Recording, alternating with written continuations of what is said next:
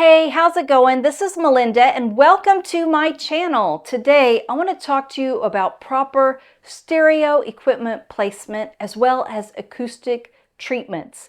That is what I've recently done in the last few weeks. I've got them in the room now, and I want to share with you step by step what I was able to do to greatly improve the sound quality of my music room. So if you've been watching my channel for a while, you know that about a year ago I purchased some REL S510 subwoofers. I made a video talking about them about a year ago, and spoiler alert, I love them. I think they're great. So also, in the last few months, I've also talked about my move from Kentucky to Florida. And I now have, for the first time in my life, my own music listening room. So that's so cool. You know, there's just been an amazing thing that's happened to me. I've been making videos for a long time, and it's always been about what I can learn from you, my viewers.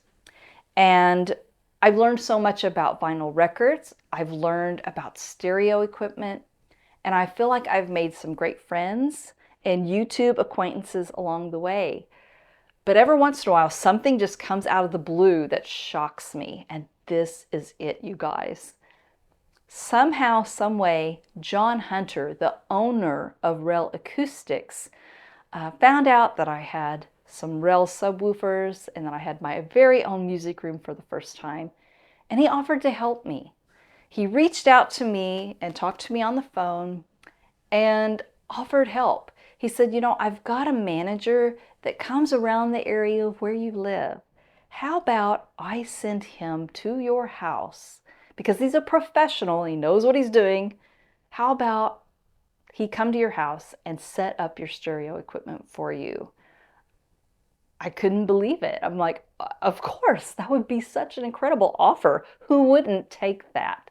And also, John Hunter took the time to take the dimensions of my room and see pictures and suggest panels of what to order for my room. Panels and diffusers. So I'm going to share with that a little bit later. I'll tell you all about that. But let's go ahead and talk to you about this professional that came to my house a few weeks ago. His name is Clay Parker. He is a manager for REL Acoustics, and he spent the day at our house from 10 in the morning all the way to 7:30 that night. And he painstakingly set up my speakers perfectly. And first of all, what he did is he removed the subwoofers out of the room. And he put on a song that played most of the day. It's called Ballad of the Runaway Horse. It's written by Leonard Cohen, but it's sung by Jennifer Warnes. And it's a great choice because it just has amazing wide dynamic range between the vocals and the bass drum. So it's incredible. He played it all day. It's a beautiful song. And what he would do, Clay would just go to one of the speakers and make a tiny little adjustment, and the other speaker, a tiny little adjustment. He knew where my sweet spot was on the couch. He asked me where I like to sit. And then he would go sit there, and then he'd get up and just go move it a little bit more. And it took a very long time.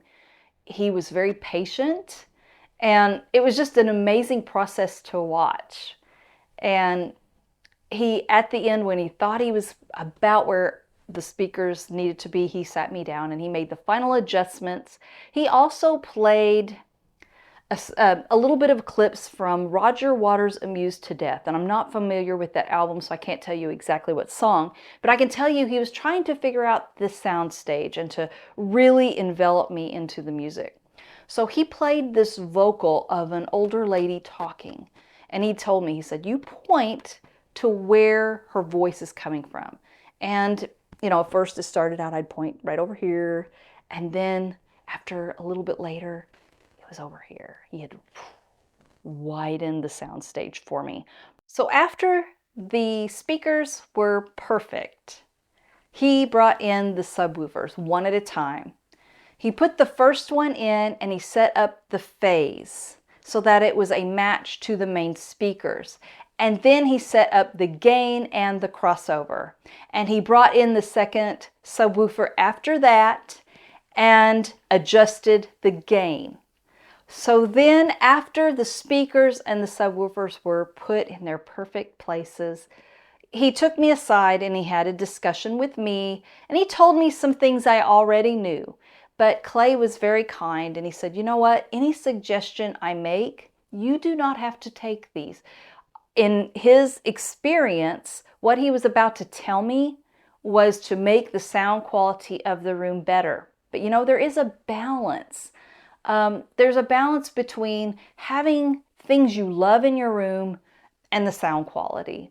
But honestly, he told me something that I already knew when I was already listening to my music. He told me he thought the jukebox needed to be moved out of the room. And I agreed with him because I had already experienced when I would play certain songs, I heard a boominess. Some of the music was bouncing off of the jukebox, and I was hearing rattles from the jukebox. You know, I couldn't even hear, like I would play the song from the White Stripes, Seven Nation Army. You know how bass, you know, how much bass that song has. It just, you didn't want to hear it in that room. It was just boomy. It was rattling my jukebox, which the rattles could have probably been fixed. But he also suggested that instead of having my turntable and my stereo equipment in between my speakers and subwoofers, to move them to another side of the room. And to achieve that, the jukebox was going to have to be removed anyway. And I know y'all are like, what? Because I have talked about this jukebox till I'm blue in the face. So much stress has happened with that jukebox. But the biggest problem was getting it upstairs. And now that it is already upstairs, it was so easy to just move it into my movie room. We have a theater room upstairs, and I'm able to play it and listen to it and enjoy it just as much in that movie room as I am here. And I won't lie, I miss it. It was cool when it was lit up, it looked great, but the improvement in sound quality was worth it. So we moved that out. And I have to say, you know, he made these suggestions about moving the stereo equipment and moving the jukebox. He could have said, all right, you guys, good night, good luck, and walked out the door. But he didn't do that. Clay stayed with us. He knew we had to also move a record shelf because we had 2 record shelves on one wall, and we needed to move one of those record shelves to where the jukebox formerly was. So he helped us move the records and the record shelf. He also helped us move the stereo equipment into a new area. And I'm not going to lie, from where I sit when I'm listening to music, now the stereo equipment and the turntable is to my left. It's just a couple of steps away. I don't have to walk as far to turn a record over. It sounds very lazy, but it is kind of nice that you're just a little closer. And so it also, by having that free area in front, in between those speakers, I was now able to add some acoustic treatments that I will talk about. So I really appreciate that Clay was so nice to help us move things, even though he could have easily left for the day. It says a lot about Clay and his character, and it says a lot about the work ethic at REL Acoustics. So I was extremely impressed, and I appreciated the help because the record shelves were heavy, and the records, and of course my husband and I could have done it, but Clay helped us every step of the way. So he gave us great suggestions. He also talked a little bit about some possibilities for where we could put our acoustic panels. And he got our speakers and subwoofers in the perfect spots. So that now moves us into the acoustic panels and the diffusers that I had ordered. John Hunter gave me the suggestions of what I should order, and he gave me some suggestions of where I should place them. But of course, with every room, it's trial and error. And before I say anything else, I just have to tell you this, you guys. I'm sharing with you what worked for my room and what I needed to do. but it is totally subjective. Your room is very different from mine. Your stereo equipment is different. And what you like to hear, your ears are different, and what you like is different. So this is totally just my suggestions or what worked for me. That doesn't mean it will work for you. If anything I say makes you want to go try something new, that's great. But just know that everything's different and this is totally subjective. So this is just sharing my experience. So now let's go ahead and talk about the panels. And John Hunter, he gave me a suggestion of ordering from ATS Acoustics.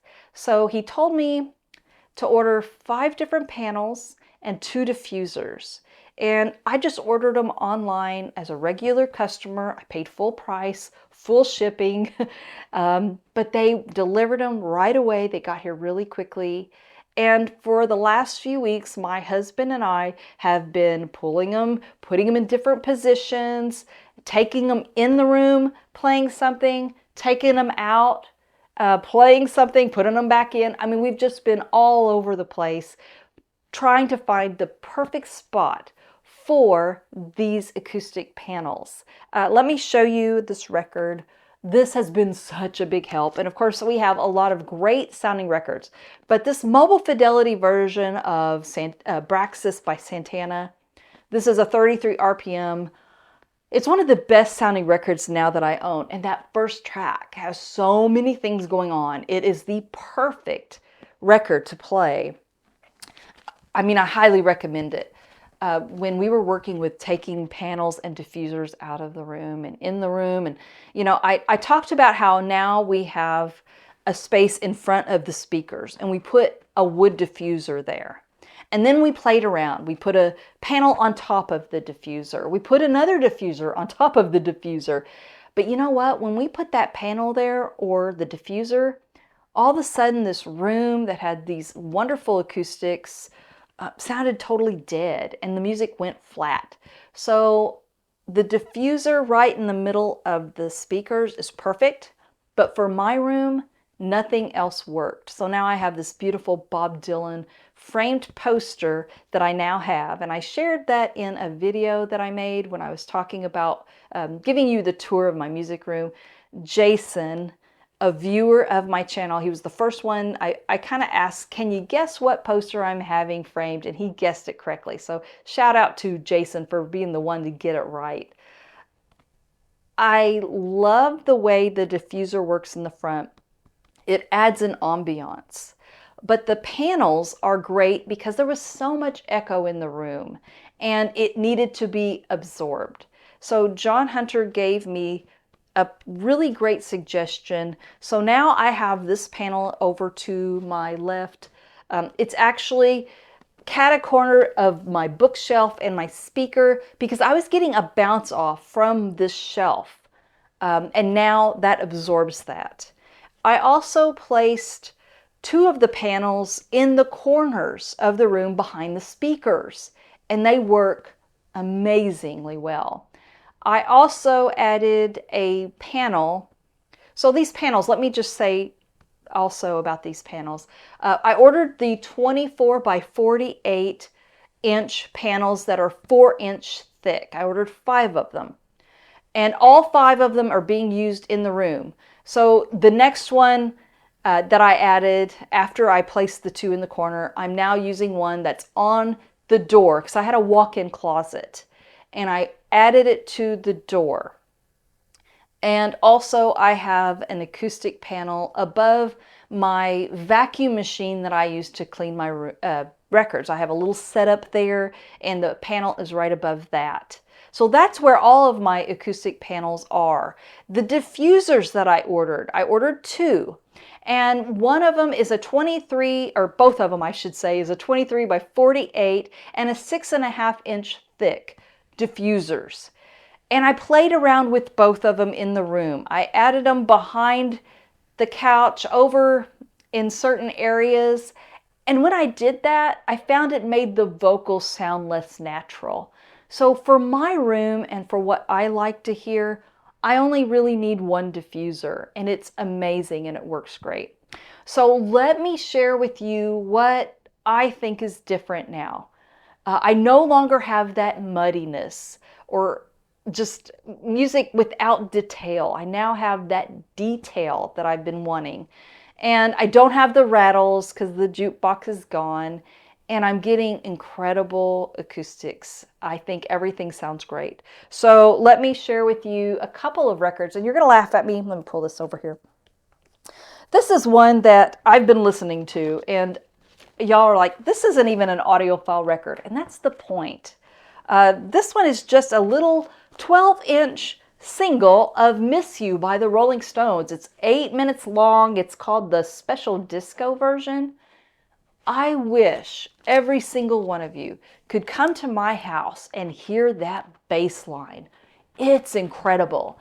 And the drum is so clear and crisp and just incredible sounding.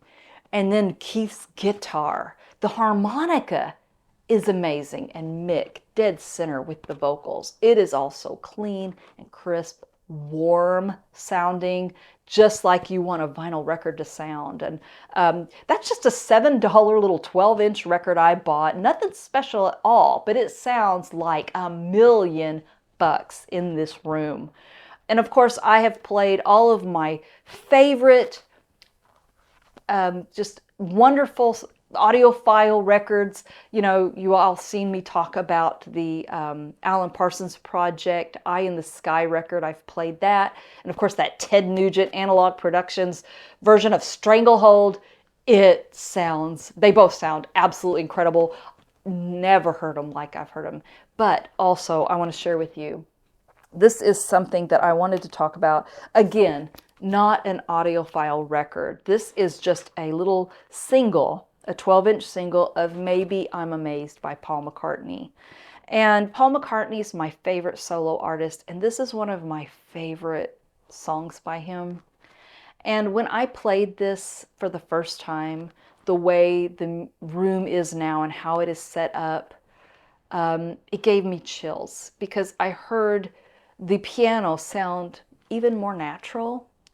I heard that incredible, sexy guitar. It's so romantic as it played in the room. And the crackle of Paul's vocal as he sings this incredibly romantic song. And I love to think he's thinking of Linda every time he sings it. Paul McCartney is my favorite solo artist of all the time, and he is the soundtrack of my life. And for me to be able to hear this song and get the goosebumps and get emotional, that's what it's all about. It's not about how cool your stereo equipment is, although I think I have pretty cool stereo equipment. It's about bringing you closer to the music and giving you this incredible experience, and that is what I have now. So I just want to say again, thank you so much to John Hunter of REL Acoustics for giving me this incredible gift. And thank you to Clay Parker for coming here, being on my tile floor on your knees, painstakingly moving my speakers around. This has been such an incredible experience, and I am incredibly grateful. So please let me know what you think. Do you have acoustic panels in your room or diffusers? What do you use to help your room sound the best that it can? And if you enjoyed this video, please subscribe, hit the like button, the notification bell, but most importantly, thank you so much for watching, and I will see you next time. Take care. Bye-bye.